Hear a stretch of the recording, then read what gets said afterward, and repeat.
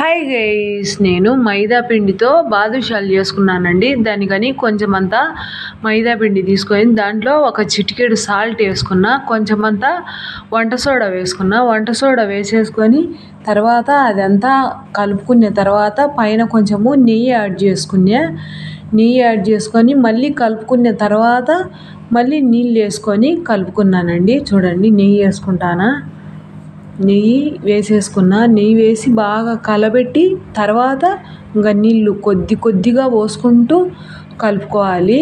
ఎక్కువ పోసుకోకూడదండి, కొంచెం పోసుకుంటా ఇలా కలిపేసి పక్కన పెట్టేసుకున్నా.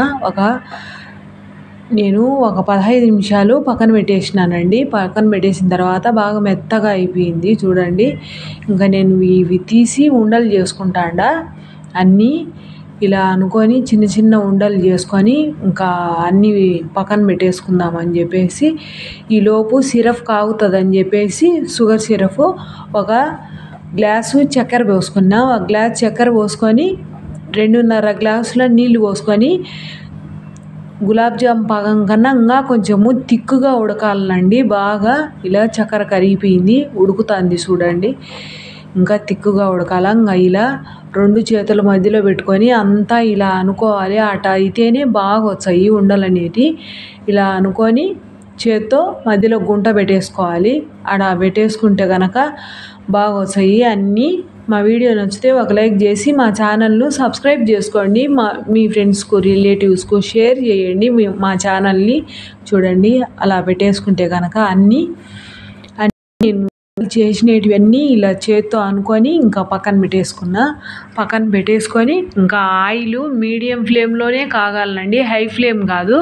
మీడియం ఫ్లేమ్లో కాగిన తర్వాత నూనె ఇంకా అన్నీ వేసేసుకున్నా. వాటంతటా అవే పైకి లేసేంత వరకు మనమేం కదపకూడదండి, అవే పైకి లేస్తాయి. అన్నీ వేసేసుకున్నా నేను. నావి ఒక 8-9 అయినాయి. ఇంకా అవి అన్నీ వేసేసి ఒకేసారి మొత్తం అంతా మీడియం ఫ్లేమే అండి, ఫుల్ ఫ్లేమ్ అస్సలు కాదు. చూడండి, ఇవి పైకి లేచినాయి వాటంతట అవే నూనెలో నుంచి పైకి లేచిన తర్వాత ఇంకా బాగా బ్రౌన్ కలర్ వచ్చేంత వరకు వేయించుకోవాలా. లోపలి వరకు బాగా వేగాలి కదా, ఉండలనేటివి వేగాలి కాబట్టి బాగా వేయించుకోవాలి. బాగా వేయించుకొని ఇంకా తర్వాత షుగర్ సిరప్ ఆల్రెడీ రెడీ అయిపోయింది కాబట్టి ఇంకా ఇవి బాగా వేగిన తర్వాత దాంట్లో వేసేసుకోవడమేనండి. బాగానే ఉన్నాయి బాదుషాలు కూడా, మరీ బాగలేవు అనకుండా చాలా టేస్టీగానే ఉన్నాయి. చూడండి, ఇలా వచ్చినాయి నాయి అయితే.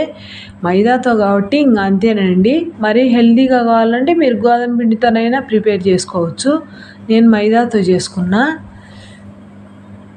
ఇలా మొత్తం బ్రౌన్ కలర్ వచ్చేంత వరకు వేయించుకొని ఇంకా అన్నీ తీసేసుకున్నానండి. తీసి సిరప్లో వేసుకొని సిరప్లో బాగా అలా ముంచుకొని కొద్దిసేపు తర్వాత ఇంకా తీసేసుకొని సర్వ్ చేసుకుంటే సరిపోతుంది.